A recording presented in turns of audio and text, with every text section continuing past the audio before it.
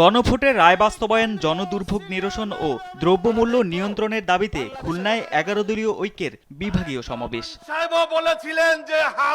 নেতাদের অভিযোগ, গণভোটের রায় অমান্য করার মাধ্যমে কর্তৃত্ববাদী ফেসিবাদের দিকে হাঁটা শুরু করেছে সরকার।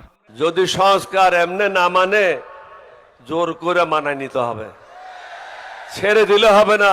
সারা বাংলাদেশে আন্দোলনের কর্মসূচি দিয়ে 18 কোটি মানুষকে আমরা বুঝাতে চাই, এই সরকার জনগণের সরকার নয়, এই সরকার কর্তৃত্ববাদী ফ্যাসিবাদের দিকে ধাবিত হয়েছে। তারা আবার সংসদে যে বলতে চায় অক্ষরে অক্ষরে নাকি জুলাই সনদ বাস্তবায়ন করবে। কোন অক্ষর, কার অক্ষর?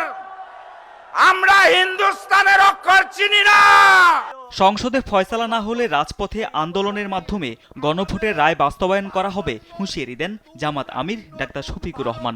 যদি ফয়সালা সংসদে না হয়, তাহলে যেখানে কথা বলতে মাননীয় স্পিকার বলতে হয় না, যেখানে কথা বলতে স্পিকারের অনুমোদন লাগে না, সেই খুলনার মাঠ, ময়মনসিংহের মাঠ, রংপুরের মাঠ, রাজশাহীর মাঠ, বগুড়ার মাঠ, সব জায়গা থেকে আগ্নেয়গিরি তৈরি হবে। বলেন, প্রতিবেশী রাষ্ট্রের কোনো হস্তক্ষেপ চায় না বাংলাদেশ, তারা কালো হাত বাড়ালে সহ্য করা হবে না।